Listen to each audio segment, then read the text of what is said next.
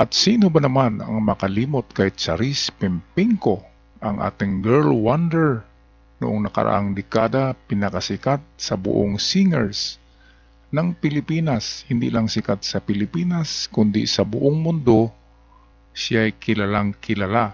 Ngunit biglang nagbago ito nang binago niya ang kanyang katauhan. Ngayon sa episode na ito, atin ipapakita ang pagkakaiba ng boses ni Charis noon at ngayon na siya ay nagiging Jake Cyrus. Atin pakinggan.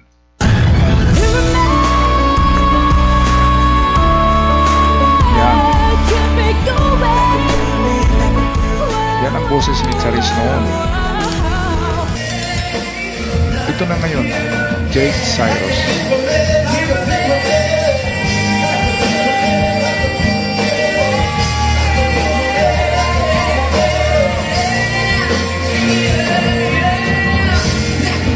Okay, nakuha niyo ba mga ka-art lover ang pagkakaiba ng boses ng dalawa? Jake Cyrus versus Charis, ang kanyang nakaraan, ating balikan. Rewind natin sandali ang video.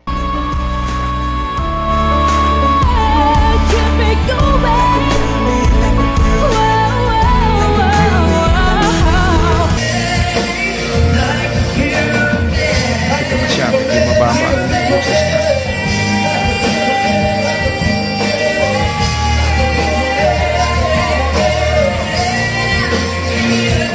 Naalala ko dito ang boses ni Justin Bieber. Yung nasa kalagitnaan ng boses babae at boses lalaki. Ito ang Lay Me Down, rendered by Jake Cyrus.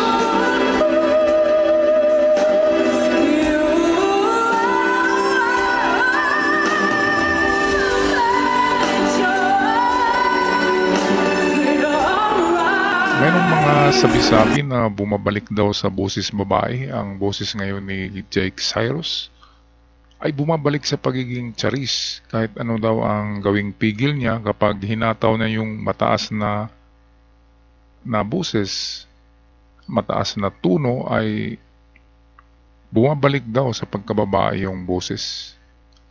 Ating nga pakinggan sa mga inawit niya dito kung totoo ang sabi-sabing ito.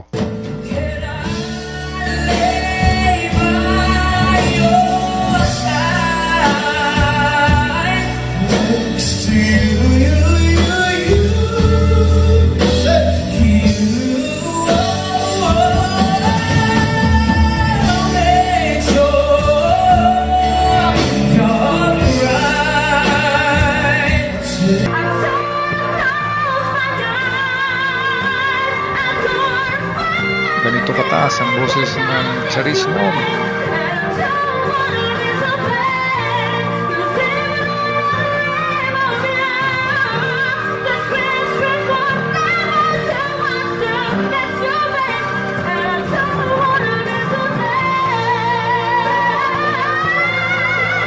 Okay, at pakinggan na natin ang Jake Cyrus kung paano.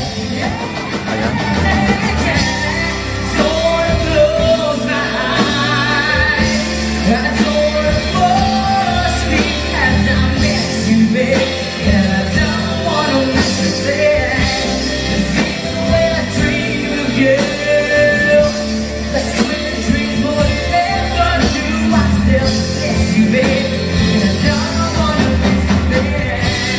Iba talaga ang nagawa ng siyensya, pati boses ay nabago. Ito yung nangyari lang naman kasi nagiging milyonarya itong si Charis, kaya nagawa niyang magpa-opera ng milyon-milyon ng gastos, at pati na yung kanyang boses ay kanyang binago para magiging ganap na lalaki siya. Pero dito sa mga huling video niya ay lumalabas na yung boses babae niya, kasi pag hinataw na yung mataas na nota ay lalabas yung totoong boses niya. Kasi kung tingnan lang naman natin ay nandyan sa loob niya, nakakulong ang totoong Charis, at yung nakikita natin ngayon sa panglabas niya, yan ay hindi ang totoong Charis, Ngunit ang Charis Pimpengko ay nakulong nandyan at gustong sumigaw, kaya minsan gustong lumabas ang totoong Charis Pimpengko kapag kumanta itong Jake Cyrus.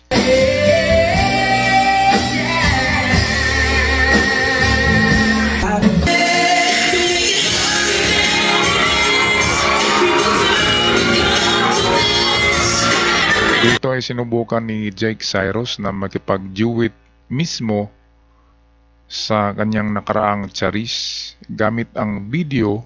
Ni-replay nila yung performance ni Charis noon na boses babae. Ngayon siya ay makipag-duet as Jake Cyrus na boses lalaki.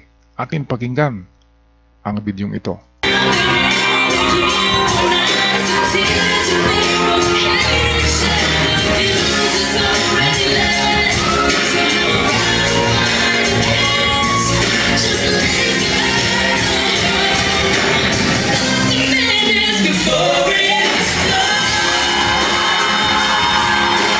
Pwede.